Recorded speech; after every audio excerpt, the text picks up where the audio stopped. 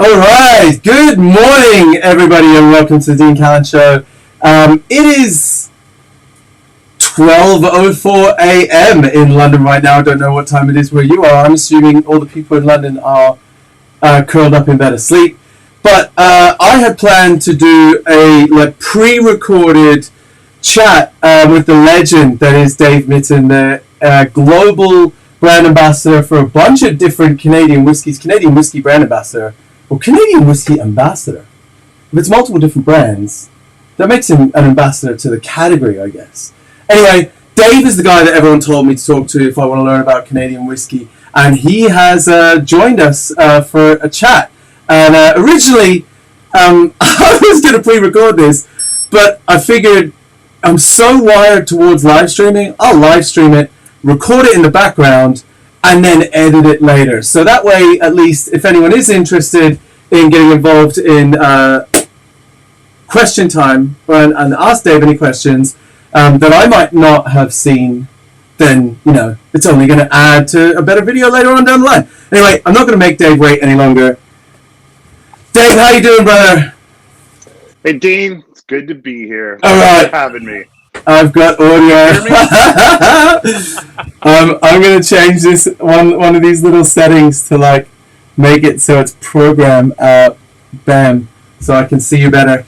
Right, there you go. I've changed my little setup in here, so it's everything's a bit kind of wonky.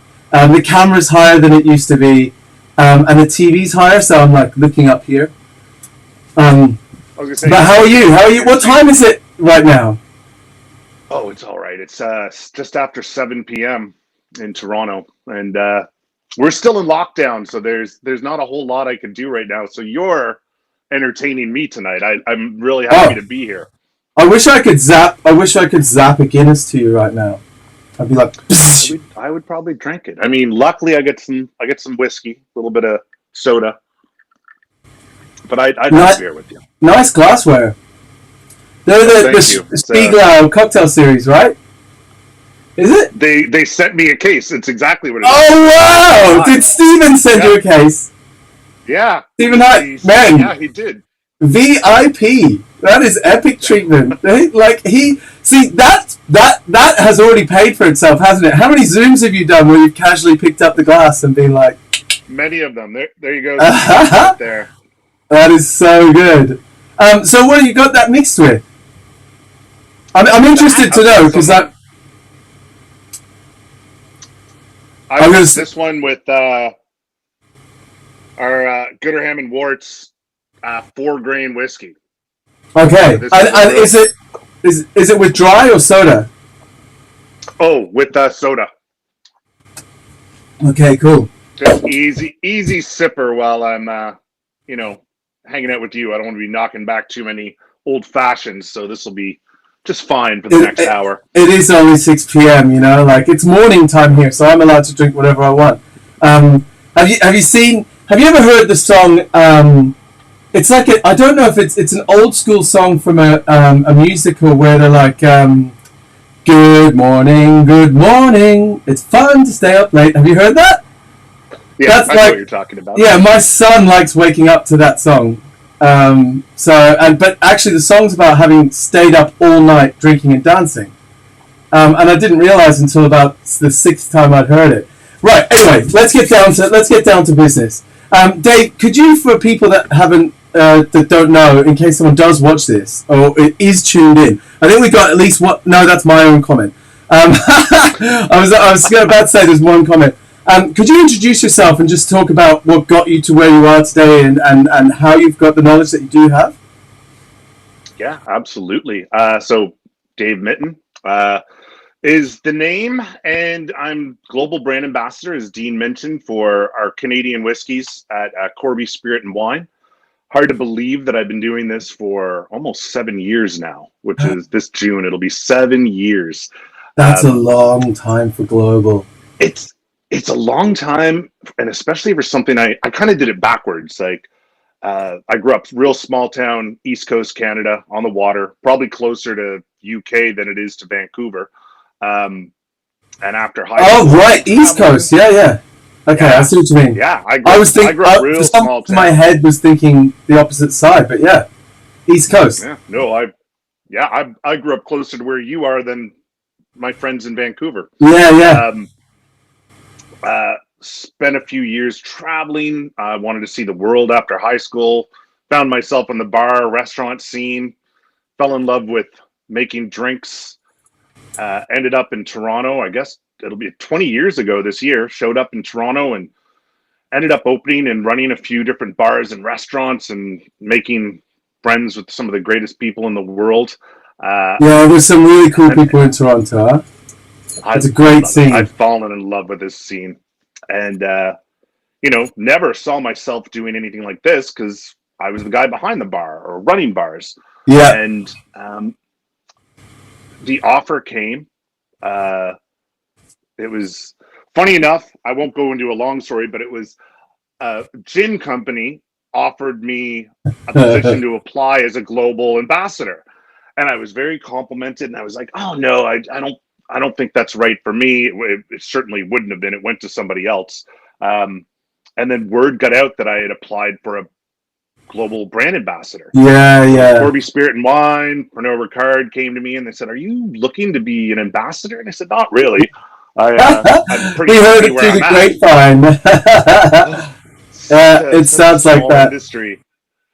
And yeah, long story short, they said, "We're thinking of creating a position. You'd have," I mean, what really intrigued me was they said it's never existed before, so we'd be interested to have you kind of build it and create it. And I talked to my two business partners at the restaurants. They thought it would be great if I gave it a shot for a year. And Yeah. I fell in love with it and realized how challenging it was to take the category of Canadian whiskey because it's really, really unknown. The most misunderstood spirit category, I believe. I think it's underestimated as well. It's largely underestimated as well as being misunderstood. It really is. And, long story short, 1 year turned into 7. And here I am, sold the restaurants, sold the bars. And this has become my new challenge. And I've just fallen in love with the role. Wow! So like you sold up your entree businesses. Do you have to? Is that like a rule? Because I know in the US you can't. Like, I guess you can't own a brand or be a director of stuff if you own a bar because there's like a 3-stage thing. But in Canada, the sale of liquor is different, right? So it wasn't like a. I meant to say it wasn't a thing. It wasn't a thing you had to do. No, because the first 3 years of the role, I still had the bars and restaurants, and thank God for, as we were talking earlier, people like Evelyn Chick and Josh Lindley came in and took over the role to run them while I was on the road because I'm on the road 40 weeks a year. Yeah, man, so you can't. I can't imagine that way. I can't imagine being a brand ambassador and running a bar and a restaurant. Like, not a chance. Like, that's too much. It just became a mutual decision between myself and my two partners because they wanted to go off and do some other ventures. I was in love with this role, and we just made the choice to. It was bittersweet because the places were still doing well, but we're guys who created the businesses who wanted to be there at all times, and all of a sudden we weren't. So we figured had 15 years at it. It's time for the next generation. Exactly. Yeah, very cool. So this is what I've been doing, trying to educate that new generation. So 7 years. I'm going to bring up the whiskeys now because obviously my goal is to try to find out as much information from you as I can in as short a period of time as I can. Do a little bit of a tasting, and having not even read the bottles and found out any information prior, I'm going to just taste them and ask you questions about the grains, how they're cooked, what sort of distillation you use, and I'm passionate about whiskey, but I'm not super tied to when you make whiskey it has to be from a 4,000 litre copper pot still. I'm a massive fan of things like Gooderham grain, where there's a 5-story continuous still and all that sort of stuff. So it doesn't have to. If you're giving me information like geeky bits, you know, it doesn't. You can say this is like, you know, we put this through a column still, and we do this and this and this. Like, if that's the case, because I'm basically trying to say I'd rather have as much information as I can than try to like pass things, because I'm not worried about marketing kind of fancy sounding bits and pieces of craft and small stills and all that sort of stuff. I'd rather know how it's cooked, because if it tastes good, it's as long as I know the information, I'm happy. If that makes sense. I really didn't. I didn't really present that very well. A great hour, because that's all we do when the role was offered. That was part of it. You know, the two things I asked: what are you going to make me wear? You know, a lot of global BAs are in, like, you know, they look lovely. They're in suits, they're in ties, and it's, you know, they're making martinis, and it's great. And luckily, the company said, we came to you because of your ability to wear double denim. And yeah, that's what I was going to say. I was like, what's the Canadian suit? Is it double denim, or is it like, were you going to have to wear red like a Mountie? You know, I was trying to picture what does he not want to have to do? You know, it's hilarious how that's become a thing. But the other question is, I asked them, I said, are you going to make me lie? And they're like, what do you mean? And I said, I've sat through enough spirit tastings with distillers and blenders and ambassadors or salespeople, and I'm obviously all about marketing, but I was like, I want to tell people, especially Canadian whiskey, because the thing with Canadian whiskey, the reason it's so misunderstood is, let's face it, the brands over the last few decades have not given any information at all. So it's been a beautiful thing in the last 7 years. We've got an amazing team. Our master blender, Dr. Don Livermore, is incredible. And we share all the science and the art and nice about these whiskeys. That's cool. Yeah, because I remember in my day, I used to go out and I used to do this training called, like 2005, 2006, I was a brand ambassador part-time with Diageo. And one of the things I had to do was category spirits training. And you go into bars, and it was like at a very basic level. And it was, all right, guys, you know, we're going to do like a 5-minute on each different basic category. And vodka. Vodka can be made from pretty much anything. It's supposed to be odorless, colorless, tasteless according to American standard, blah, blah, blah, blah, blah. But when it comes to Canadian club, the general like consensus was, especially from older people, that's 100% rye.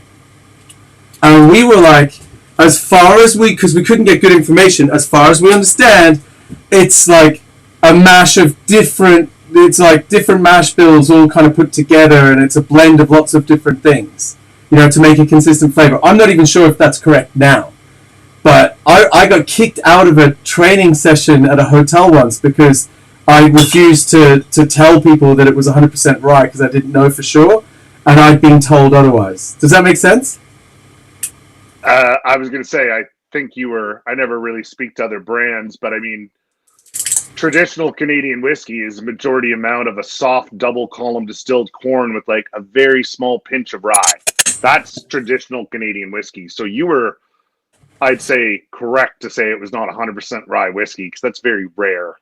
I mean, that's rare in the rye world. There's not many ryes that are 100% rye. And this is the thing. As I've gotten older and like actually worked at distilleries and stuff, I'm like, I'd be able to argue that 100% rye, because rye doesn't have like androgenous or diastase enzymes in it, it's way harder to malt. You know, you'd have to add artificial enzymes to it. You're better off actually not making it 100% rye, you know? Like, there's malt in things for a reason, and I'd be able to actually argue the point. But because I didn't know, I couldn't definitively say either way, and there was just no information for me at the time. It was like, 15 years ago, so I ended up getting in trouble. And he also wanted me to say to people that tequila was made from cactus. And that was really where I drew the line. I was like, I'm sick of this cactus thing. It's agave. And at the time, I think it wasn't asparagus that it was meant to be related to. I was like, it's more closely related to aloe vera or whatever we were saying at the time. Like we were trying to get people to think of something that looks like looks like a cactusy, looks like agave, but isn't cactus, because the cactus thing started driving everybody crazy. But yeah, that was the level we were at, and you're basically. I agree with you. There's not enough information out there, or hasn't been in the past. Well, we've been trying to change that, and with our master blender, Dr. Don, being at our back, and I've got I don't know if you know Gina Fawcett. She looks after all of our brands in the U.S. I don't know. Wealth of information. She's incredible, and I mean, over the last year, where we're all trying to find things to do, and I'm sorry to use this word, pivot.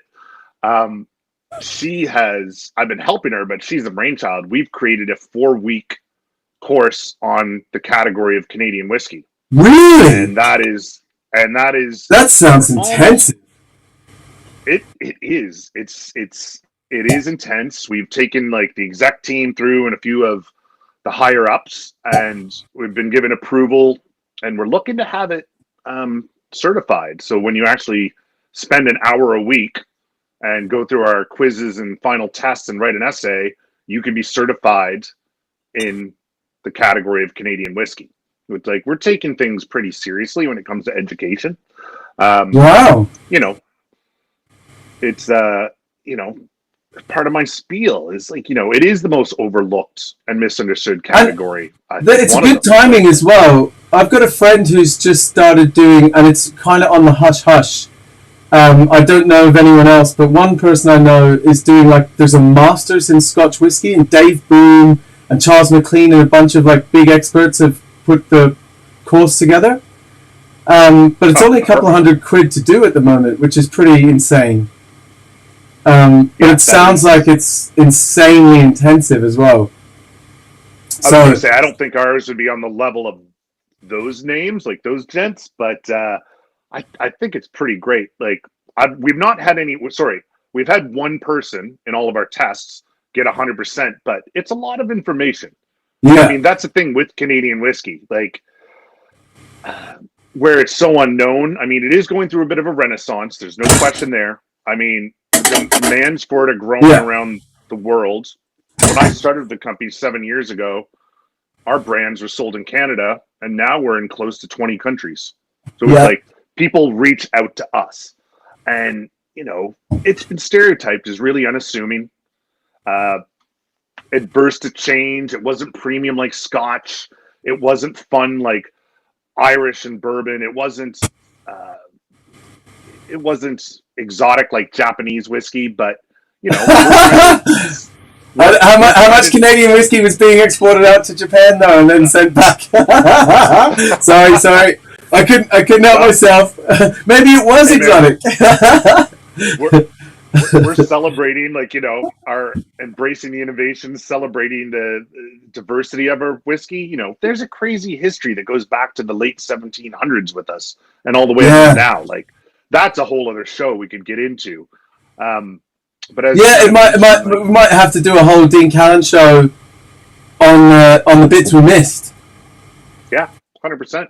So can I ask, my mouth is salivating because one of the corks is soaked. The whiskey's soaked just into it, and it just started to come out, which so perfect timing that we've turned it up and turned it around. But the smell is coming out, and now I'm getting that. I can smell whiskey, so I really want to taste it. Well, let's go for that one, the Gooderham and Worts. Let's. Well, which way would you do it in a normal tasting? Because actually, given how much I've got here, I would love to invite people back here and do a Canadian whiskey tasting with them, and do it in an order that makes sense, and continually do it in the same order we're about to do it. You've literally got it set up the way I would do it, because the Pike Creek 10-year-old, that's going to be the lightest, sweetest. Then the Pike Creek 21-year-old, it's going to be light and a little drier. Then the Gooderham, or swap the two lot 40s because you'll want to do the cask strength at the end. But you're doing it the way I would. Let me grab my glass. I'm going to pour them all at the same time so they can all breathe. Of course.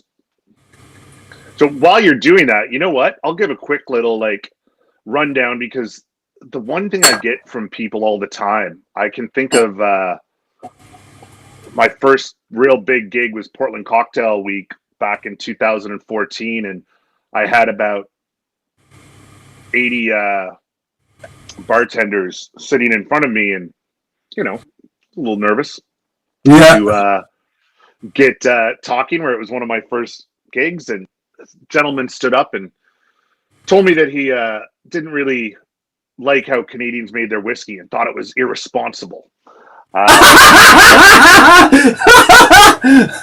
do you make responsible whiskey? Luckily, two girls in the audience told him to shut the and sit down. Yeah. And Sit down. listen. I said, okay. I said, a lot of people think Canadian whiskey, like we can compare to American whiskey, as Americans and Canadians get compared all the time. They just have funnier accents. Who has the funnier accent? Whiskeys, I'm teasing. I mean, hey, depends where you're from. Like you got to think about this for a moment, right? Jim Carrey is from Canada. Mike Myers is from Canada. Ryan Reynolds is from Canada. There are some funny people. Yeah. Right? So Canadians might be funnier. We seem to think so, but someone might argue. But yeah, we send some pretty funny people down south of the border. But you know, just quickly on the category, I always think of Canadian whiskey as we have the ability to be extremely innovative. Like the rules are simple. You've got to use, by international law, we use cereal grain. So we use corn, rye, wheat, and barley for the most part. Cereal mash production must take place in Canada. It has to. Okay. You must be fermented in Canada. You must be distilled in Canada, and you must be aged in Canada for a minimum of 3 years. Mm-hmm. Like those are your basic rules. We do keep all of the grains separate from the time they arrive at the distillery until our master blender puts them into his mix and then into a bottle. So when you say separate, you mean not the grains, dry grain, but grain distillates. Yeah. So okay. If you receive corn, rye, wheat, and barley, each one of those, they're going to be fermented separately.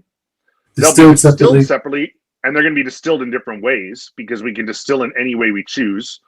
They're going to be aged in any type of cask we choose because law, it has to be under 700 liters in a wooden barrel. So we use ex-bourbon cask, we use new American oak, new French oak, ex-rum, ex-sherry, you name it. Yeah. We can use it.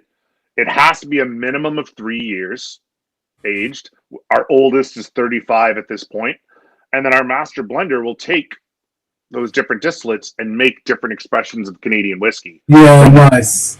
So it's blended like before bottling, you know, after aging, you already know what you're blending with. In the same way that, like, I guess if you're making a 12-year-old Scotch whiskey, you might be drawing from the same distillery, but actually there's a lot of different expressions coming from that distillery to go into a 12-year-old. But they're already aged and ready to go. We had to do a video. So for Canadian whiskey, for instance, has one category, Canadian whiskey. That's it. Where you look at American whiskey and there's 36 categories of American whiskey.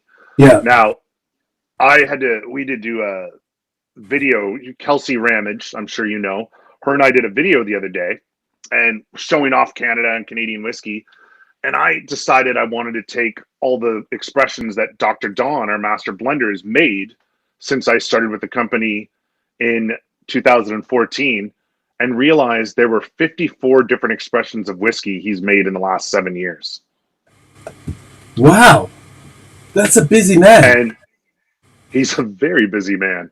And he's got an amazing team at the distillery. Like, as you kind of talked earlier, like talking truthfully about what it is, most people, our facilities, like you say, before I started, no one really knew much about them. We're located in Windsor, Ontario, which is directly across the river from Detroit. Like, if you come to the distillery someday, we're going to take a taxi to go have dinner and drinks in Detroit. That's how right across the river. But we're the most southern tip in Canada. So when we're in Canada and we need to go to Detroit, we have to drive north to get to the USA. We're kind of on a parallel line as Kentucky, almost. So, and I'm trying to picture this. You got the border, and Canada goes up a little bit and then dips down. So all around the Great Lakes, we dip right down. So where we go, Windsor is actually below the U.S. If you look at a map, you realize Canada dips in very deep into the U.S. Wow. So our temperatures there, like we get up to like 35 degrees Celsius in the summer, but we also go down to like minus 35 degrees Celsius in the winter because it's still Canada. That sounds terrible. Points. The distillery is a pretty impressive place. Like, I mean, we've got 19 grain silos that hold 750 metric tons of each grain. We've got dude. We've got that's huge. Oh yeah, we are by square footage the largest distillery in North America. We've got 39 fermentation tanks that are 4 stories high and process 40,000 gallons of spirit per day. 2 column stills that are 4 stories high. Holy God, dude, that's insane! Yeah. Like, what's that? So, do you work in liters? What's the net alcohol liters per year? Like, for example, like Balvenie used to be 6.5 million liters of pure spirit produced a year. I think it's a little bit more now, but like those numbers sound huge. So the 2 column stills that are 5 stories high, they have a capacity of 55 million liters of alcohol a year, and 37.5 million liters go into the whiskey fills. 37.5 million liters go into our whiskey fills every year. That's insane. And is it sold all marketed as brands under your banner, or are you doing a lot of like creating whiskey for people that you're selling out for them to make their own? Like contracts. It's public knowledge that we make about 75% of all Canadian whiskey brands at our distillery. Obviously, it's people. Wow. It's people's recipes from other master blenders. Yeah. That makes sense. But we make tons of vodkas, gins, rums, liqueurs. I mean, the funny part is, like I say, if you ever come to the distillery, I always it's such a full day of whiskey. I always bring people to the one room, and everyone walks in and go, what do I smell? I smell suntan lotion. I smell coconut. People don't realize we make all of the Malibu rum for North and South America at our little distillery. Wow. It just clicked in my head. My Malibu knowledge was like, actually, there's a lot of Malibu made in Canada. Yeah. We make it for the continent. I mean, 1,300 barrels come into drain and fill and leave drain and fill in an 8-hour period every day. We've got. So is there someone in charge of Malibu there? There'd be like the whole team's in charge of everything. Like when you come into our bottling line, it's very rare actually that when we bring people to the distillery that our brands are in a bottling line. So you'll see a lot of different brands that we own, different competitors' brands. It's the only time we really ask people not to photograph because we don't want if other brands don't want to be known. Yeah, we just leave it alone. Some are very open about it, like where it's written in books and articles and they speak freely. But yeah, there's 5 million cases go out every year from our bottling line. They're certainly not all ours. That would be great. Yeah, if it was all our that would brand, be insane. But it's not. It'd be nice if like which one? I now. It's so funny because like my next question was going to be which one has the highest like NSV or like gross profit, like, but that's like we'll just leave that alone because obviously you don't want people looking at it like from which one you make the most net profit from. But look, can I as I want to continue, but I'm smelling the whiskey now and my mouth is watering. Can we start on one? Is that all right? Yeah, absolutely. All right, so we'll start with the Pike Creek Canadian Whisky finished in rum barrels. It's 750 ml, which obviously means that you sent it to me because in the UK there's 700s, right? And 42% alcohol. Is that a reference to Hitchhiker's Guide to the Galaxy? No, no, but good call out. Pike Creek and Lot 40 are the two that are being sold in the UK right now. If anyone watching from the UK, and like you say, yeah, they'll be in 700 ml bottles. I just sent you from my storage unit here in Toronto. Thank you very much for that. I have bought a bunch of Canadian whiskey. I sent you a list of what I had, and it's just occurred to me that I had Pike Creek on the stuff that I bought in the UK. Where it is, I have no idea, but we can get back to that. Right, let's try it. It'll be the same liquid inside. So, yeah, Pike Creek, the name comes from our barrel warehouses where we have those 1.6 million barrels laying down, is a part of town called Pike Creek. So this is a story of maturation, really. It starts off in a traditional manner, a majority of a soft double column distilled corn whiskey with just a pinch of a once column distilled rye added for a little bit of spice. And that's a nice traditional balanced blend. It's aged for 10 years in used Canadian whiskey casks. And that emphasizes lots of grain and yeast characteristics to the whiskey, lots of mature oak, autumn florals to it, rich caramel. And then it's finished in rum casks. So we make Lamb's rum that's sold in Canada and the UK, and those barrels are shipped up from the Caribbean. And Don will take this whiskey and he'll finish it in the rum casks.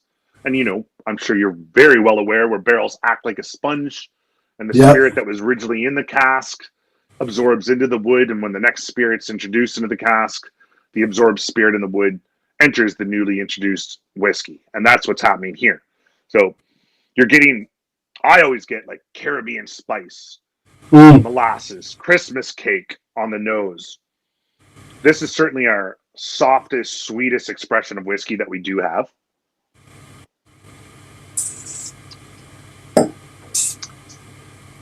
So you're saying it's aged, the minimum age on that is 10 years before you're finishing it in rum?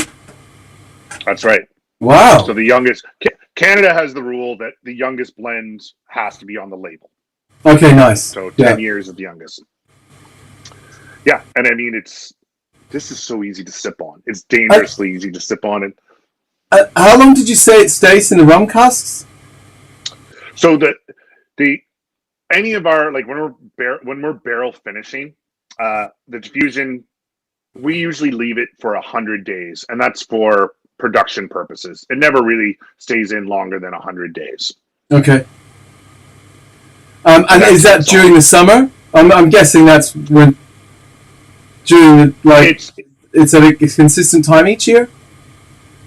It's throughout. I'm being stupid, right? Because you said it's like plus 30 in the summer, and minus 30 in the winter. So I'm making the bold assumption that like summer rum and like rum aged stuff is going to be better than the winter rum aged stuff because you're going to get better kind of ancient share. They're not throwing it into the dead of winter. No, they're not. Yeah. Oh man, it smells great. Like it's and the mouth feels really pleasing. It's like it's got a nice balance of spice, but with a wash of sweetness coming over it. It's so rich, and I mean, and that's what you love about it. I mean, I love when things happen naturally. So when this was introduced, watching, you know, mostly bartenders, Canada, parts of US, over in Europe right now, is, you know, they're kind of drawn to two things with it, which I love that we don't advertise it this way. I mean, I am right now, but kind of the summer months, they're crushing up herbs and using fresh juices and crushed ice and kind of going more tiki style with it, which makes sense. Yeah. Light, refreshing drinks. And then in the winter months, they're doing flips. They're doing coffee cocktails. Yeah. Dessert cocktails. It has an air of flexibility about it. Over lockdown, I got a bottle of Bareface. You know, you must know Bareface. Oh yeah, absolutely. Yeah. Those guys are great. And I made a Toronto, like, so you know the Toronto cocktail where you take out and you make an old fashioned, but effectively you pull out Angostura bitters and you put Fernet Branca in instead. I know it well. So I had a confusion where I made a rum Toronto using I think it was Guyana or Nicaragua plantation. And I was chatting to Mitch, and he's like, "Oh, I made a rum Toronto." That's what he was drinking late at night. It's like a Manhattan, but take the bitters out and put Fernet Branca in. So I did what he did, but he had not done that. He meant old fashioned. So I made a Toronto, but with like 2 parts whiskey, 1 part vermouth, and then the Fernet and a dash of sugar, and it tasted so good. It just tasted so good. But you can't get barefaced here. So like, it's like they're fairly new. I mean, they're pretty new. I got this much. I think they're in the U.S. There you go. So yeah, it just destroyed. It was gone. But that tastes like that. It's very comparable to the Pike Creek. Actually, it's like because it's that soft corn whiskey. Yeah, so it's like very comparable to what you're trying right now. That tastes comparable. So I think that would work in the same kind of sense. I called the drink an Ottawa, right? It's like halfway between a Manhattan, and a Toronto. Right. So this one. The other Pike Creek. The 21. What is there much of a difference? This one says 45% ABV, finished in Speyside single malt casks. There was a question from one of the viewers. He asked, does this mean that all Canadian whiskey are blends, or are there single malt Canadian whiskies? So, great question. It is not law that Canadian whiskey has to be, everything has to be separate and blended. That's not law. It's tradition. I think most Canadian whiskey brands do it. Single malt, 100% you could do that. I believe there might be a few brands. I mean, without saying too much online, I think, you might see some fun stuff coming from us, but you could do single malt. You got the scoop! But traditionally, most Canadian whiskeys are blended, 100%. That's usually the way of the land. So the Pike Creek, to answer your question, so our craft range, Pike Creek, Lot 40, Gooderham, and Worts. We started a few years ago where we have the ability to be so innovative. We've started just creating different one-shots that come out once a year. We make a certain amount of bottles, and they're gone after that. So this was the first crack at it. You can't buy this anywhere right now. This is from 2017. So it is made in its traditional sense of Pike Creek, where it's majority soft double column distilled corn, aged in ex-Canadian whiskey casks. You've got a little touch of rye to add spice and mouthfeel. It is 21 years, the youngest in the blend. So I'm trying to think. The first time we had 42 barrels, and after 21 years, there were 24 barrels that got thrown into the Speyside malt casks from Chivas. And that shows after 21 years, 3% Angel share, how much was gone. So it went from 42 barrels to 24. Were they from the Chivas brothers, or were they ex-Chivas casks? Like, do you know? They were. So I can tell you they were from Chivas Brothers, but what I can't tell you is what was in it before. Yeah, exactly. They're not going to tell you, are they? They're not telling us because, I mean, that gets down to marketing and legal. Yeah. If we wanted to know and put it on a label, you'd have to pay a price. They would have to approve it to make sure they like the way the whiskey. Yeah, they wouldn't be keen on that. No. Yeah. So it was barrels from them, but this is still very light, easy, but it's got more herbaceous notes to it. It's a lot drier than the 10-year-old rum. It's interesting because I got like I got an anise note on the nose that I can't back up. I can't like it's not it's I don't know why. Like I don't know if it's just my nose. No, I've got it on this, but sometimes I think my brain is doing its own thing where it's like I smell something, then I pick up an anise note, and I hunt in on that anise note, but actually I'm creating the anise note because my brain is saying, this would taste great in a Sazerac. You know what I mean? Yeah. Like, I think I'm doing it to myself. So I can't really back it up, but... Well, for instance, a lot of our old corn whiskeys that are double column distilled, which, that double column distillation strips away all the harsh qualities, and a lot of the big flavors from the grain and yeast. So one thing with our soft corn whiskeys is the ethyl acetate after 10 years of aging starts really becoming prominent. Yeah. And that's, notes of green apple and pear. Yeah. And in a Scotch whiskey, you're not going to get that. And even the way a bourbon whiskey is made, you're not going to pick those up. So that's so unique to Canadian whiskey that you get the green apple note. And I always, like you say, I can't get away from it. I always knows it.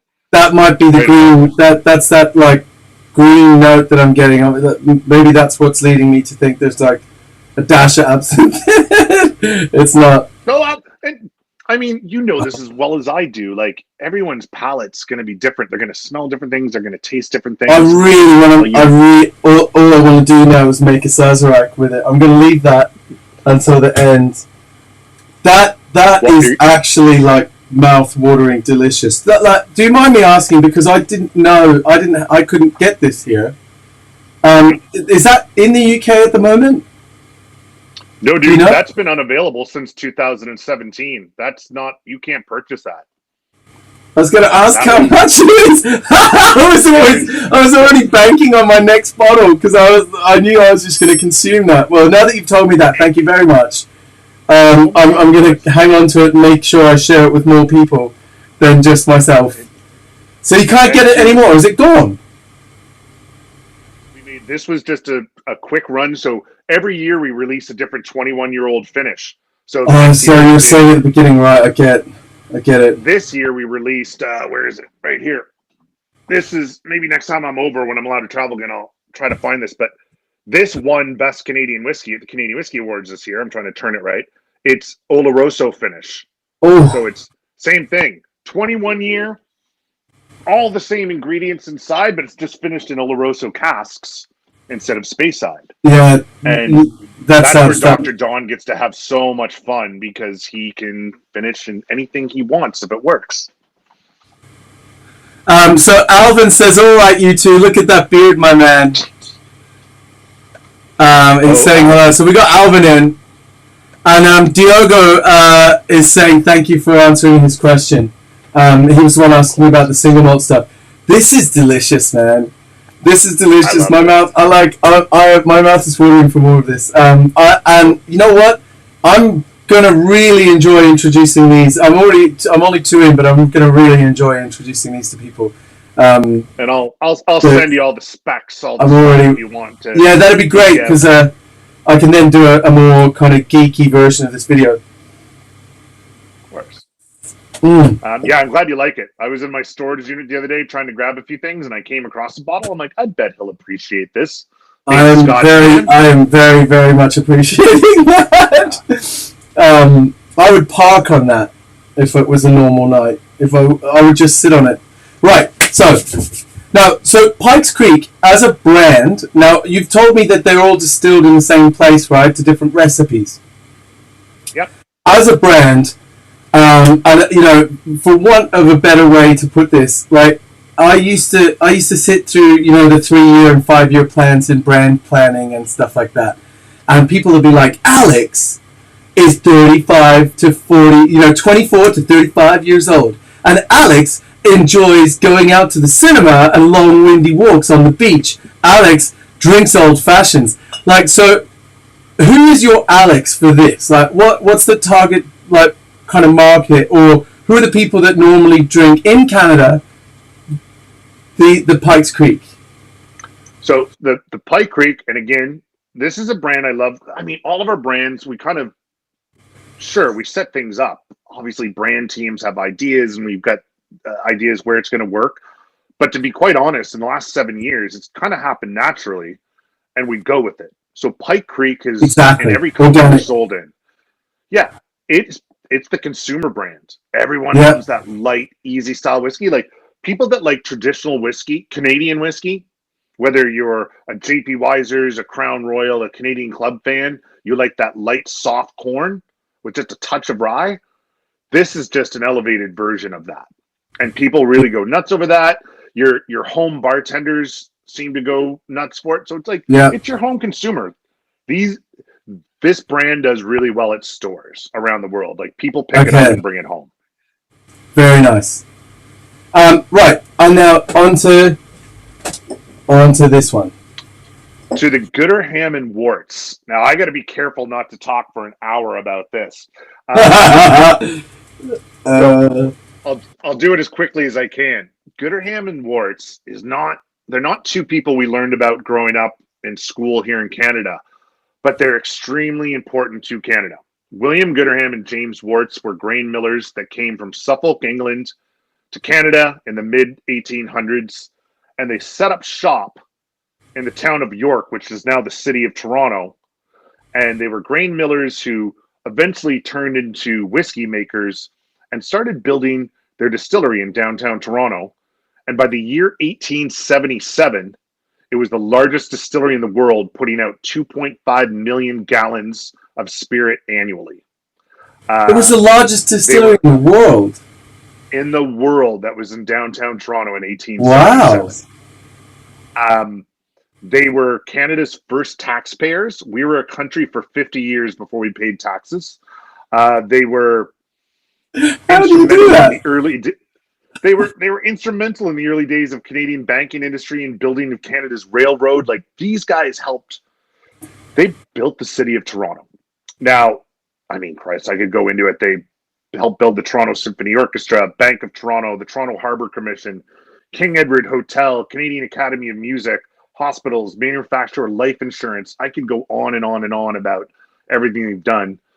All the classic red brick buildings in downtown Toronto, it's theirs.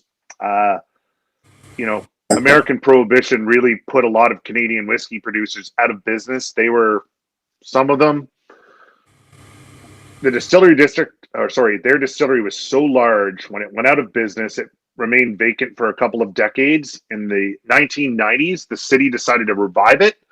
Yeah. There are so many American movies filmed in this distillery district because it still looks like it's 1832. Looks like old school America, yeah. Yeah. There's tons of restaurants and shops and bars in it. It's beautiful. It's where a Christmas market is. It's stunning. But it is so large that it's literally a neighborhood in Toronto right now called the Distillery District. There's probably 114 neighborhoods in Toronto. We're close to 7 million, the whole city, 3 million downtown. Wow. And that's how big it is. It's literally one of the neighborhoods. But so downtown Toronto, did I go there? I don't know if I went there. Why wouldn't I was going to say, if you did, you never came to my bar, so I don't think you were here. If Josh, I was in Toronto, man. I was hanging out with Alvin Ramchurn, but I was like Alvin.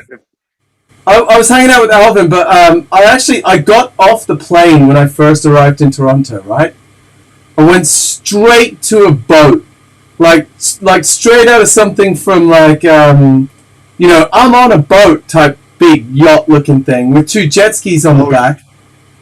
And then I from Porter then. I don't know, man, but I went straight down to to hang out on some jet skis, and then I was flying up and down the river on a jet ski, doing as fast as I possibly could, and then I found out you can get arrested for doing anything more than 15 knots or whatever it was, and no one told me. I was drinking booze on the back of a jet ski. I didn't know that. See? So no one told me until afterwards. They were like, hey man, you're really pushing it, on the jet ski. And I'm like, what do you mean? Yeah, you're not allowed to go faster than a certain speed, and you were totally speeding the whole time. And, I didn't know. So there were people were watching. We can blame Alvin for that, I think, right now. I think it's safe to blame Alvin. Oh, well, I would have been very good at playing dumb because I totally did not know. But I went out to a few different bars, but I think we were running a competition at the time, so I spent a lot of time in the places that I was working as a brand ambassador. Of course, yeah. And there were a couple of places. What year that was? I have no idea. Wait. Okay. Alvin's you've been there. So Alvin did take me there. But we went to we must have gone to 12 bars in 2 days or 3 days. So that of course. There was a couple of the one place that stuck out in my mind. We had a few drinks and I think the bill was $2,500. And I was like, how did the bill get so high so fast? Obviously, I put the corporate expense account card in, and it was all done. But at the time, I was just kind of like, am I going to get in trouble for this? I could have you know, I could have got in trouble for that had I not actually been doing business stuff. You know what I mean? Fair enough. Yeah. Well, This that's cool. I'm glad you were there. I was going to say Evelyn or Josh probably served you. But yeah. 2019. So, wait. 2019, Alvin says. It couldn't have been 2019. It could not have been 2019 that I was there. It must have been 2016 or 2017. It must have been 2016. Because I quit Monkey Shoulder in 2016. My spots would have still been open then. They wouldn't have been open. We would have sold them by 219. So yeah, 216 makes sense. Anyway. Yeah. So when, again, this is a brand I always like to speak to that's like a perfect blend of marketing and whiskey making. So someone in marketing brand decided, why don't we bring back the Gooderham and Warts brand from 100 years ago? And our master blender, Dr. Don, said, you know what? Let me take a crack at it. He loved the idea that Gooderham and Worts were grain millers. So he decided to make a 4-grain whiskey. And this is a majority amount of a soft double column distilled corn with almost an equal amount of a once column and pot distilled rye. And then it's got once column and pot distilled wheat and barley as well. And it's aged in 2 types of casks. With a range of ages, the oldest being 10 years, the youngest being 3 years. And then it makes it, being in 2 casks, makes for a much more complex blend. You got first fill bourbon, adds sweetness, notes of dried fruits. And then you've got new virgin American oak, and you're getting all the warming notes of vanilla and clove and caramel and toffee from this. Okay, so there's virgin oak in this. Mm-hmm. Okay, because I was smelling it, and it had notes as if it was like, it had that like raw, spicy kind of like kick in the nose that said bourbon, but there was something like I wouldn't. If you held a gun to my head and asked me to tell you what type of whiskey it was, I wouldn't have been able to tell you, or like which country. Like it doesn't. There's a kind of a there's a like a almost a stringent burnt caramel smell that you don't get in bourbon, if that makes sense. Like it. Yep. And I love that you said it, because we've just started selling this in the US like a couple of years ago. So it's fairly new. And we have noticed in all of our tastings, all of our trainings, our whiskey shows, the people who love this the most, we ask them, like, what do you normally drink? And they're like, nothing but bourbon. So bourbon drinkers have kind of been going towards this whiskey. And I mean, it makes sense. It's majority big rye and corn with a little bit of wheat and barley added to it. It feels like it's like under the I would have had to guess it was bourbon because I wouldn't have known. Yeah. You know what I mean? But I wouldn't have I would have not wanted to say it was bourbon because there's something I can't put my finger on what makes it not smell like or taste like a bourbon. Can I ask? Well, is all the color natural coloring? No, we do use caramel coloring. We use caramel coloring. The only time we won't use caramel coloring is generally if Dawn's creating a one-off, like if it's going to be one release, and you don't have to match the color the next year. Yeah, exactly. Well, when you said it's got virgin oak in it and it's got like what was it? First fill American bourbon cask. A bourbon. Yep. I was like, okay, well, because obviously coming out of first fill bourbon cask, you're going to get a massive range of different, years and ages that it's been aged in the cask, even from one place.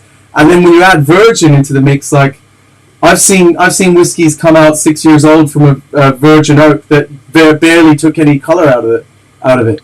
And then I've seen some which are 2 years old and come out super dark. So I was like, well, how are they, I assume this wasn't a one-off. How are they getting the color match? Like it made me think that the blending must be absolutely, massive to be able to have enough stock that you can blend for color as well, or vatting or marrying. But yeah, that's why I asked that question. So I'm being distracted right now because you can't see it. But yeah. Can you hear me? I can hear you. Yeah, the screen is going dark. Yeah, exactly. So, like, basically, I forgot to plug in my key camera, and it was just flashing at me, being like, "I'm about to run out of battery, Dean. I'm about to run out of battery, Dean." But that's one of the things that you get when you mess around and don't concentrate. Excitement. It adds to the realistic kind of realism of being a one-man band. And now, it's reset back to its... What does that mean? So, like, it's overexposed now. Is it... Do you not notice that it's, like, way brighter? Do you think it's way brighter than it was? I'm not noticing that. Maybe somebody online can tell you. Someone watching. Oh, okay. Now I know why the bill was big. I don't know why it puts that at the back. So this, Alvin has explained.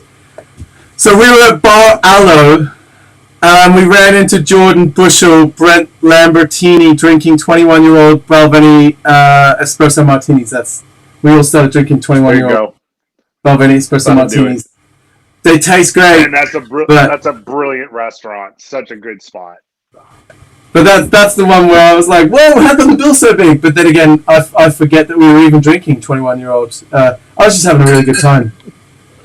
We all know it happens. It happens on the road. Oh, I think I was at the end of, I've been doing it for a while, and I kind of wanted to, like, settle down, if that makes sense.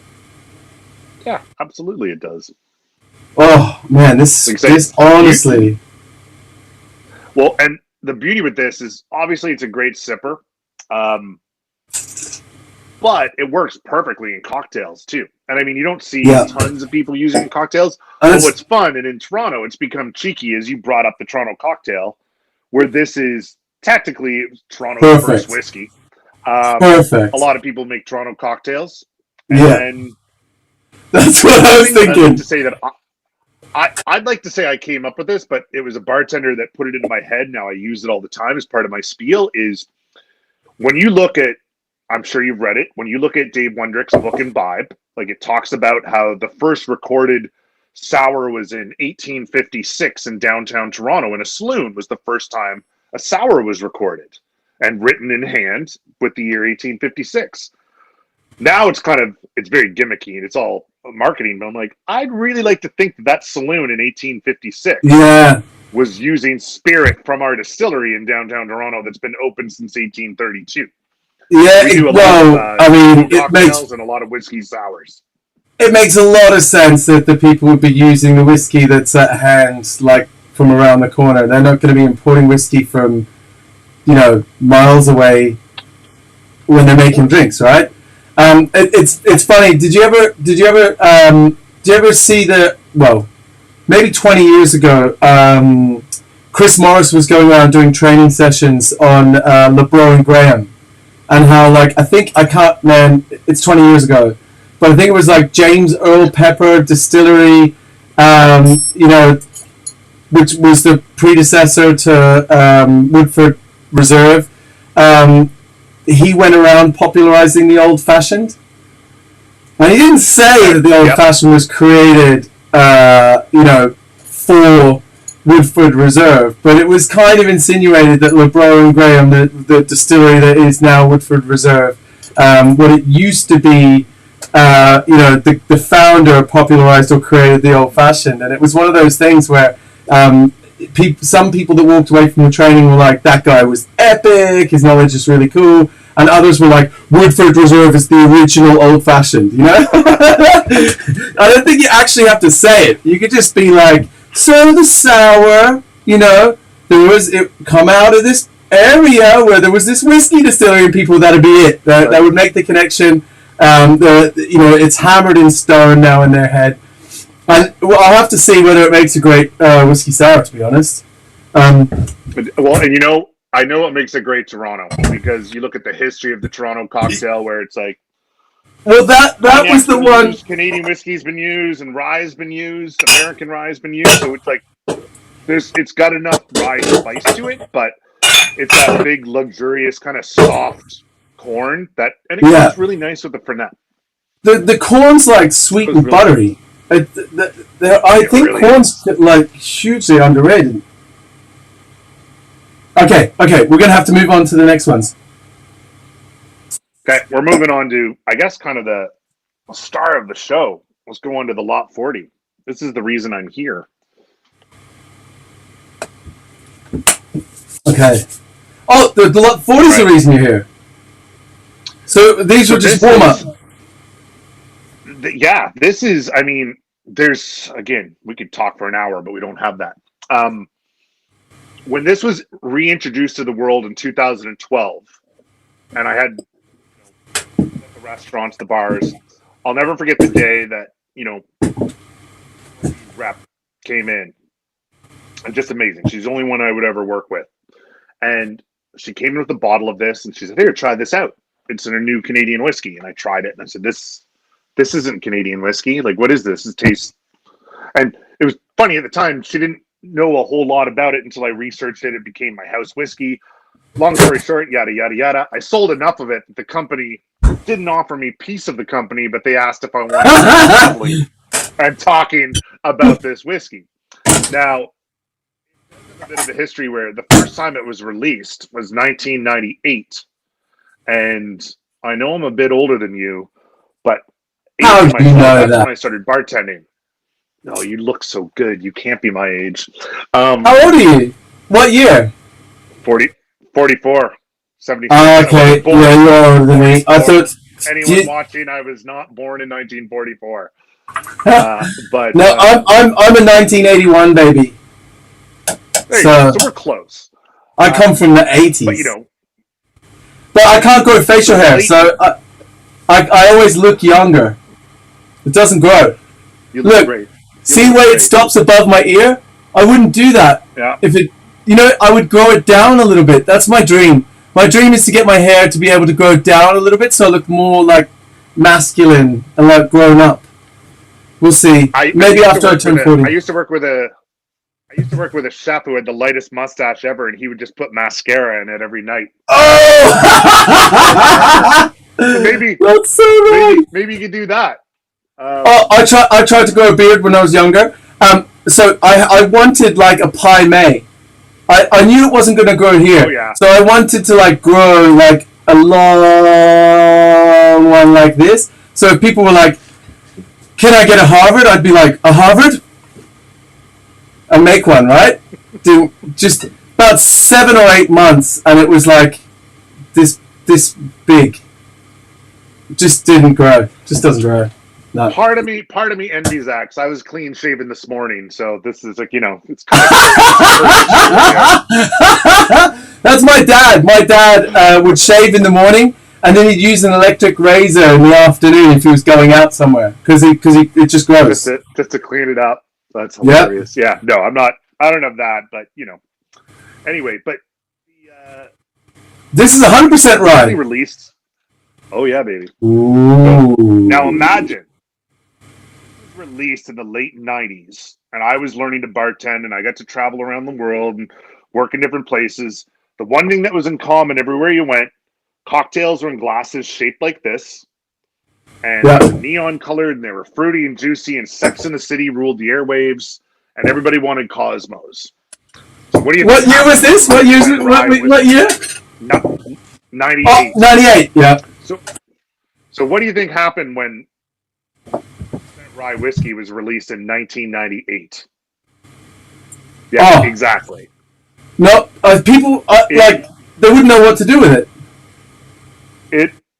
Long story short, it failed miserably. No one knew what to do with it. Now, we fast forward to the 2000s, and every bartender in the UK and New York City start bringing out classic cocktails, booze and stirred. Sex in the City's replaced with Mad Men, and every guy in a suit and tie wants a martini or an old-fashioned at lunch. And, bourbon whiskey explodes around the world. Irish whiskey, Japanese whiskey. Whiskey becomes a thing. Someone at our company decided, why don't we bring back that 100% rye that failed so miserably a decade ago? And our master blender, Dr. Don, was brand new, and he said, I'd like to take a shot at it. So Lot 40 is my easiest whiskey to talk about. It is, it's crafted using 100% rye grain. Like we talked earlier, rye grain produces such a bold and spicy whiskey that a lot of rye whiskeys dial down those attributes by using mash bills, mixed grains. They strip out notes from column distillation. And Lot 40 was crafted specifically to showcase all these characteristics. So it's using 100% rye grain, and that's really unique compared to the traditional methods of Canadian whiskey, where it's mostly soft corn and a pinch of rye. Yep. We take an unmalted rye. It's unmalted. We column distill it once, take away all the harsh qualities, but leave in all the grain and yeast character. And that comes out, off the still, it comes out at 70 ABV. It's a heavy whiskey. It maintains the grain flavor. It's got all the fruity, floral, green grass. It's hot still, yeah? Yeah. And then, so it's, when it comes off the once column still, it's very American style. And then we distill it in that 8,000 liter still, pot still, for 12 hours. And this allows us to separate the different flavors and the heads, the hearts, and tails of the spirit. So after one column distillation and one pot distillation, it comes out at 80% ABV. It's concentrated, maintains all the grain, fruity, floral notes, but it removes all the green grass and soapy characteristics. Yep. But you keep the rye spices, the floral notes, and it goes into the barrel at 58% ABV. We discarded the heads and the tails, and you said it earlier, like we've had a lot of practice since 1857 of distilling rye on its own, fermenting and distilling rye on its own. We add an enzyme to the fermentation. That's what. Okay, so the reason my face looked all like was I was banking questions to allow you to finish talking, and then there was a couple of things that I needed to know to fill out the process in my mind, if that makes sense. And one of them was enzymes. Like how are you converting the starches in unmalted rye? And yeah, you're adding the enzymes in, right? Yeah, we get the question all the time. So yeah, we add glucanase. I'm probably butchering the name of it right now, to the fermentation. that thins out the rye mash and makes it less gummy. Yep. Rye has a lot of sugar, which makes it sticky. Yeah, and you get porridge down and reduces the viscosity of the mash. And simply put, where it's 100% rye grain, it's a heavy duty grain. We lay it down in brand new charred American oak. And this process really brings out all the sweet and warming notes of the vanilla and toffee and caramel to the warming baking spices that come from the rye grain. And it really rounds out the whiskey. I always say it tames the beast. I'm happy to say this has been, when you were talking about who this is catered to, again, this was a natural progression. Bartenders and whiskey connoisseurs. Anywhere we put this for sale around the world, bartenders go nuts for it. I'm happy to say that it's taken home all the accolades that we wanted it to, which has been fantastic. But we should probably try it. I noticed you're making a drink as well. I've already my brain just was like, I need to try something.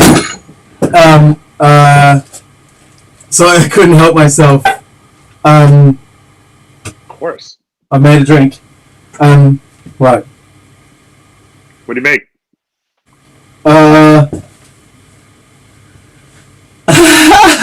So I ran out of Fernet and have had trouble buying more, right? So I normally have Fernet in my speed rail, but I ran out and I've had trouble buying more.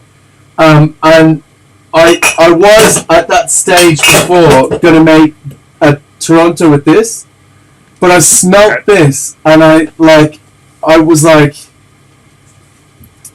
I thought, right, imagine if you took a Toronto and then instead you took the Jägermeister cold brew and got rid of the sugar and made a coffee-ish instead of it being straight up kind of bitter Amaro.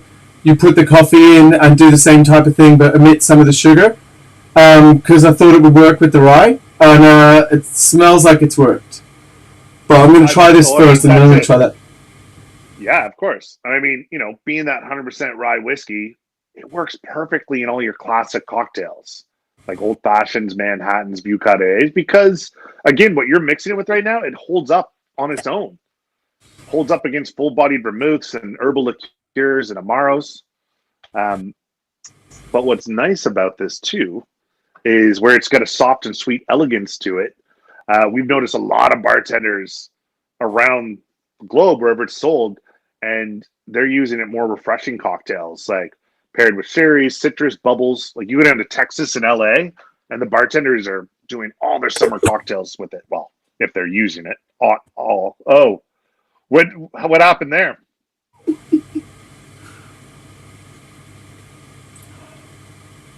What do you think? I just made myself really happy. Now you get a cocktail I need to try. I wish you could try this. It's actually really nice. And like it's 99.9% the whiskey. And then like the tiny little bit of just a hint of like a coffee sweetness off the back of it, and it's really, really tasty. See, now this is refreshing. Back on the road, I'll have to come visit. You have to come visit. Like it's funny because I've gotten to a stage where like I'm not doing the consultation I used to do, and there's some rare, I will say rare, like never going to happen again whiskies that come in like white label bottles. Like imagine you're a DJ and you've got a white label, and then it was going to be printed, and other people were going to get that record, but it never got printed. If that makes sense, right? Yeah, and a record you can play over and over again, but these whiskies are now running down. And I used to have an argon system in this bar, so I had like a tank of argon gas and a little like what would you call it, like air gun. It was actually Perlini shakers, the way you used to be able to charge them with CO2, and they had the little blue thing. I actually took the Perlini shaker charger apart and put an argon on it. But the idea was that if I take down a rare bottle of whiskey, like for example, this Portwood is going to get replaced. But imagine that wasn't going to get replaced. Once it gets passed down, like here, it starts oxidizing more and more. And when you get to about there, you just want to finish it because it's going to oxidize, right? So I would displace it with argon. So now there's some that are argon displaced, that the argon is inert gas. It's not going to change the flavor, but it's also not going to let it oxidize, that I won't open anymore because I haven't got the argon tank anymore. Oh, got you. And I'm like, I'm only going to open them for people who work in the whiskey industry and seem like they're going to be obsessed with whiskey for life, because these are gone. We've got to hang on to it for next generations. So when you get here, I'll open up the argon stuff. Let me know ahead of time. I'll get a new argon tank. That's the level of like, let's hang out. That I'm thinking. Plenty of notice, and I'll bring something myself too, I'm sure. I'm gonna try this quickly. I mean, it's your 100% rye to splash on myself. It's like you're getting that sour rye bread. You're getting. I almost get like a pear thing off of it, and everyone's different. Warm honey, rich vanilla, lots of floral notes, and then really you try it, and it's a rye through and through. Yeah, you've got that really nice gripping rye, but I would say like it's not a vanilla note, but it's like close to vanilla. Tonka bean. I get like if you lick the tonka bean kind of flavor from it, which is just epic. I'm actually really. That makes sense because a lot of people talk about white pepper and cardamom off of it, and roasted walnuts. It's like tonka bean makes sense. I've not heard that one before. I like that. Well, if you I think if you grated a fresh tonka bean and smelt it, and then like cleared your retronasal and then tried that again, you'd be like, oh. Well, but in my head, I'm like getting tonka bean. Maybe it's just me. But I'm so glad you sent me these because I really like them. I'm actually really impressed. You have a good job. Yeah, it's pretty cool, and I get to work with great people like yourself, or in the UK, I got to throw it out there, is Specialty Brands is who brought that to you. They're looking after all of our brands in the UK. So if any bartenders are watching and want to give it a try, Specialty Brands is where you go. Yeah, specialty brands are really good, and like they've got a good crew of people as well. Nathan and Steph, who I've been working with recently, are fantastic. Oh, okay. So we're on our last one. Last one. Actually, you know what? Saying that, it might be an excuse to get Nathan to come back to the cabin. You know, the first ever video I shot in here had him in it? Oh, amazing. That's a perfect... I mean, like, the very first. There wasn't camera set up or anything in here. It was like, I just built it, and I just got a camera out and was like, hey, let's make a video. It'll be cool. Like, it's such a great spot to make a video, and he's in it. So... that's hilarious. I love that. Yeah, 100% he should. Maybe next time I'm over, maybe Nathan and I can come. Oh, 100%. Hold the camera and film you guys. There's there's tripods. It's all right. We'll all hang out. We'll just turn. I like it better if you turn all the cameras on. There's like 13 cameras in here, and then you just press record, and 8 cameras record simultaneously, and then forget that they're even there, and then you get the real juice. It becomes like real. Oh, okay. So now, what makes this different to this one? So this is your cask strength, and that is one of the things that makes it different. Now, because the traditional lot 40s bottle at 43% ABV. Now, the story behind this is when I started with the company, going hanging out with our master blender, he was teaching me everything and spending so much time, and he's somebody who likes to pull from different barrels, and we ended up pulling a lot of lot 40 that I would try, and I asked him, like, can I bring some of this with me when I go to Tails and San Antonio and wherever I'm going? I'd like to bring some cask strength to treat bartenders or at special trainings. And I remember specifically he was like, sure, but just don't post it on social media. We're not supposed to be doing this. Great. And everything I would go to and do trainings, I would be like, here, guys, a little treat. It's some cask strength sent from the master blender. Please don't post it on social media. So naturally, everyone posted it on social media. And it became a thing where it took about 2 years, but enough people screamed over social media that they wanted to see a lot 40 cask strength bottled. Wow. And it happened. And the big boss man, our CEO, went, give them what they want. And we did a limited run. And every year we put out one run every year of cask strength. And what makes this blend so unique is it's normally just cask strength. It's that American oak, 100% unmalted rye, pot distilled bottle of cask strength. This bottle that I sent to you, Dr. Don decided to take 75% of it was finished in French oak barrels. Nice. So you've got new American oak, but you got 75% of the blend is French oak. And I think, what did he put this at? 57 ABV? Yeah, it's 57. Yeah, 57. So this, I mean, Canadian whiskey is not really known for doing any cask strength. So this was kind of new when we did this too. And you're starting to see it more with other brands, which is so great because you need everybody to raise the category. It can't just be one company. Competition definitely helps. If it was one category, like for me, for a long time, the only thing that I knew from Canada was Canadian Club. Like it was, that's it. That's all I knew. That and Crown Royal. That's what everyone knows. Crown Royal, yeah. Yeah. Those are crazy. The two. And and that's it. So it's like the more there's probably close to 300 distilleries in Canada right now. And really? Probably 7 or 8 large distilleries, all pretty much micro distillery. But, a lot of people are putting out Canadian whiskeys, and we need everybody.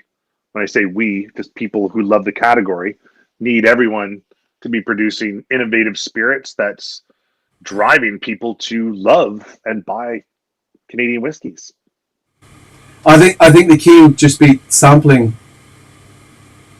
drive-by trial. It's Because once people taste, it's getting liquid to lips. Liquid to lips, yeah. How can you argue once you tasted them? I'm actually giddy. I'm not happy with this tasting. I think this is like golden hour for tasting. You know, like we started it at midnight where I am.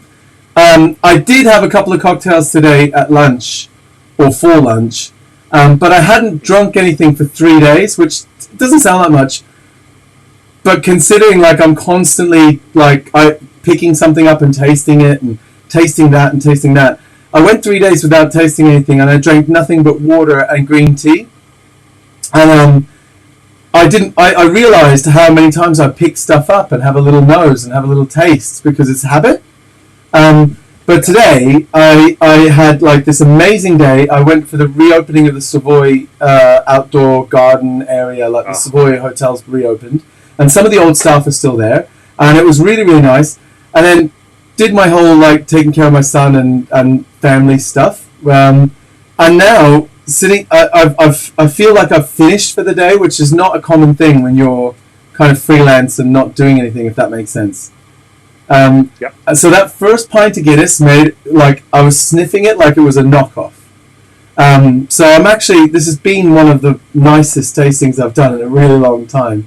I'm coming to this. So nice to hear. I'm excited about it. I can't stop smiling. Just thinking about, and also this as well. This is like I'm actually going to make that again. As soon as the cameras stop rolling, I'm going to make that again to see if I can make the same thing again because I didn't measure anything because it tastes really good. I would say, send me the specs. Send me the specs. Well, if you didn't tell people it had Jägermeister in it, they'd think it was epic, and then you'd say, "Oh, it's with Jaeger," and they'd be like, "What sort of frat party is this?" Or no offense to Jägermeister people, I love all the Jägermeister people. It's great, but you know what I mean, right? Like I've dealt with a lot of very, very pretentious bartenders in my time, so I get worried if I do make a cocktail live on YouTube.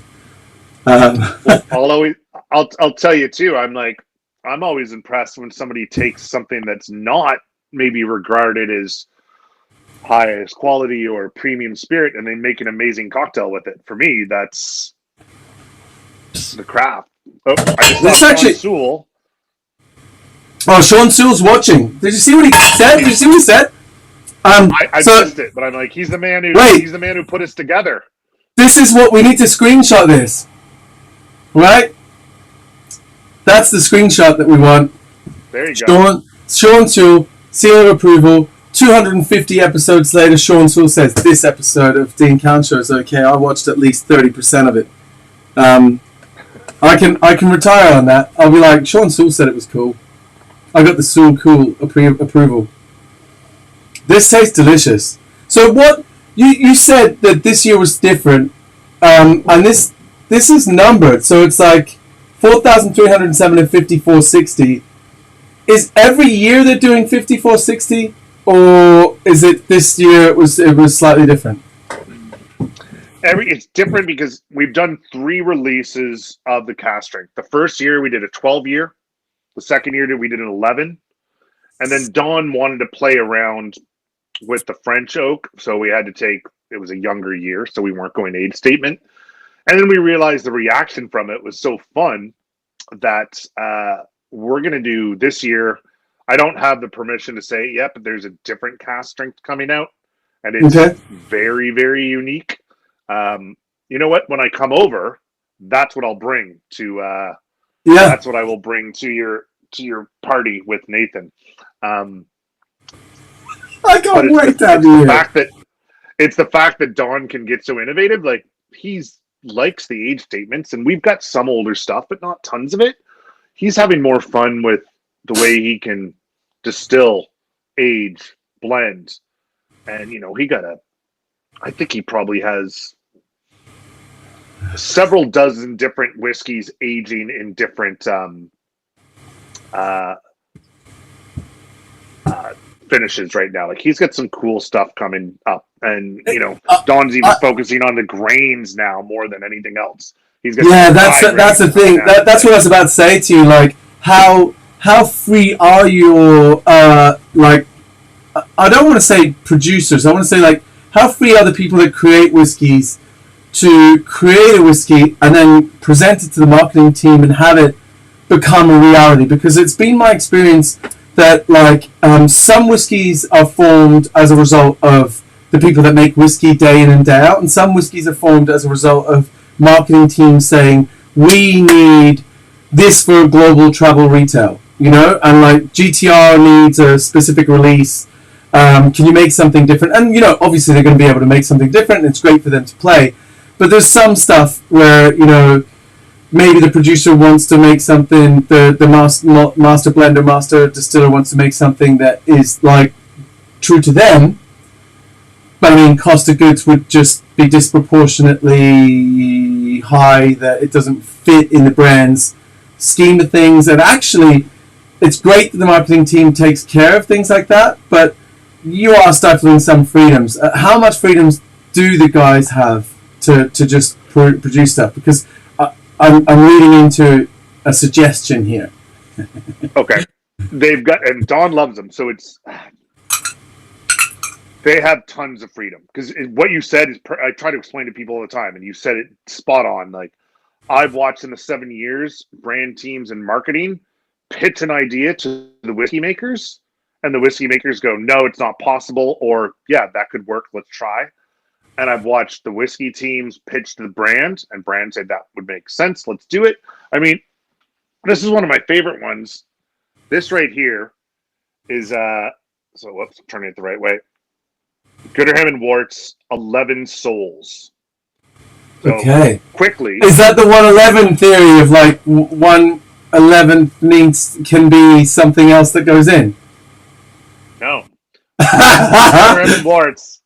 When Gooderham and Warts came across by boat from the UK to Canada in the mid-1800s, unfortunately, times were tough, disease, rough, you know, there were 11 children that had parents that had passed away by the time they got to Canada. What? Gooderham having money, adopt the 11 children. And this story, you know, we were talking about this story. This is how this is people tuning in that don't realize, and I know you realize marketing and whiskey making. We were sitting around a bar in Detroit, and we were talking about this story and how incredible it was that he had adopted 11 children and raised them all to be his own, to run the distillery. And someone said, imagine if we could make an 11 distillate whiskey. And our master blender happened to be there. And he goes, yeah, I think I've got a lot of it figured. And he's like, he's like, as you were saying that, I'm piecing it together, but I need to go into the distillery. And long story short, he went back and created an 11 distillate whiskey to go. Wow. Souls. That is so cool. So we have a lot of freedom when it does come to marketing, brand teams, and, you know, the whiskey makers. Yep. They really work well together. And I've watched some things. I've been handed samples where I'm like, what is this? And I'm like, it's something we're not going to put out there. But and you taste it and it's amazing? No, I mean, I've seen stuff where I've not totally enjoyed it, and that's the beauty of it, because we can try. So I have a great pitch for you, right? And I'm not going to lie, I've told loads of people this, right? So think, it's probably too late. It might be too late. But you know, a couple of years ago, there was like this whole like hype about 5G towers, and 5G is bad for you, and you know, like the 5G. So my idea for like a marketing campaign would be like, are you concerned about 5G?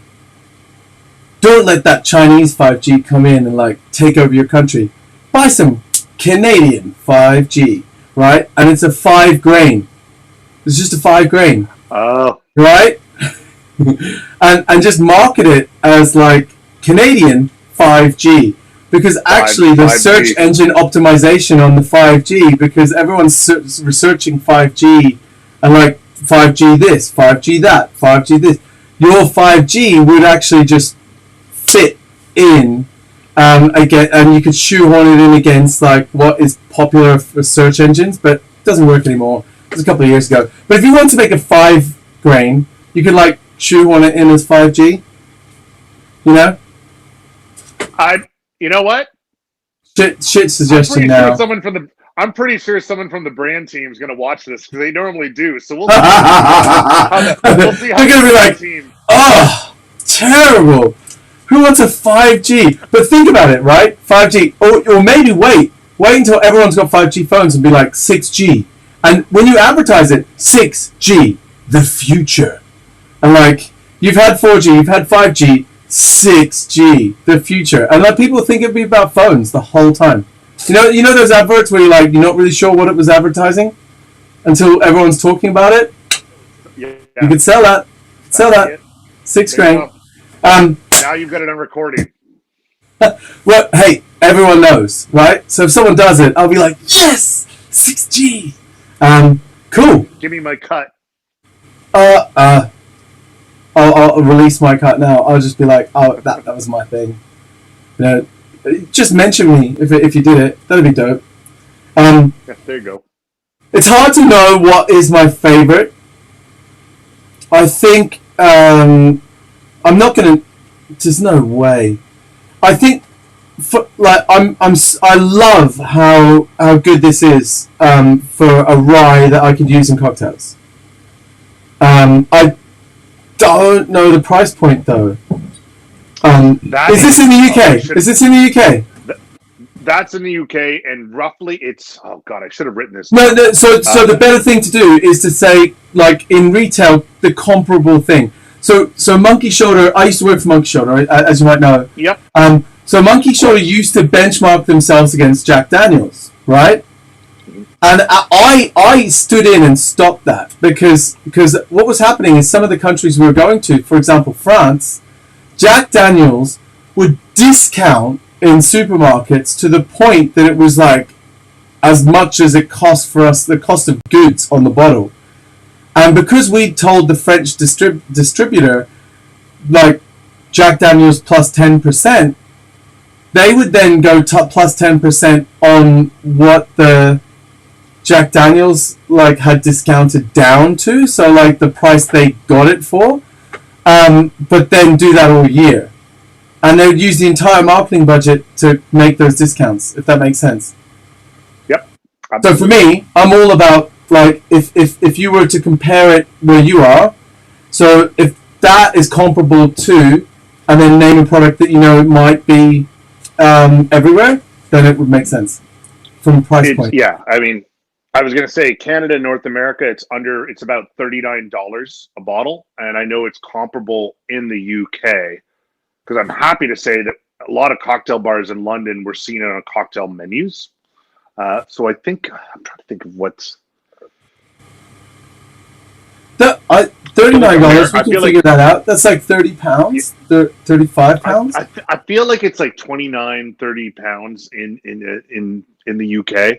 Okay, then it's my affordable range. Yeah, that's the thing. It's very affordable for what it is. Like it's.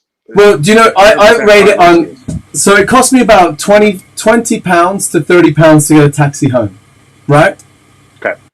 So if I can get a bottle of whiskey for the cost of a taxi home, then I can drink 2 bottles of whiskey without leaving the house, and I spent nothing.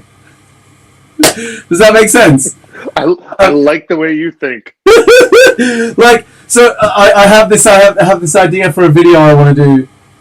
Which I probably shouldn't say, but I'm going to say it because I'm super happy, called the 100-Pound House Party. So imagine you see a YouTube cover of a video, 100-Pound House Party, right? And what I've done is I've spent £100 in one spot, so Sainsbury's, Amazon. So imagine that's available in Amazon for £30, right? Wait, I don't want to mix these up because I'm going to drink them after. That's available in Amazon for £30, right? And I can get a pack of 6 Canada Dry ginger ale for £2. So I've now spent £32, and I have this plus 6 150ml cans of dry. And I can get a line for 30p. I cut that into 6 pieces. I now have this, 6 individual measures, with the dry ginger ale over ice, with a squeeze of lime. You've got $1, and that's your arrival drink, right? We know how much is left in the bottle. So then you buy 2 lemons. So you've got the lemon juice. You buy X amount of sugar. You take X amount of time to make the sugar syrup. And then you've got some sours. And that's the second drink for 6 people. Right? Okay. But I make a video showing you with £100 how to make a house party for 6 people using only £100. And make Love that. quality cocktails the whole way through.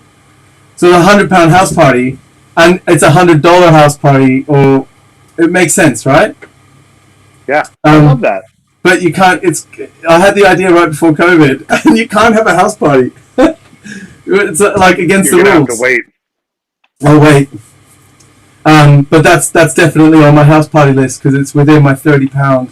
Because if I got 2 bottles, and one of them's whiskey, and one of them's rum, for example, and I've got X amount of lime, X amount of sugar, like X amount of mint, I can make mint juleps as well as mojitos, as well as highballs. You know, it makes so much sense because, yeah, you get it. I think it's a great idea. Maybe by the time I get back over there, house parties will be allowed. Yeah. We can go try that somewhere. Oh, so good.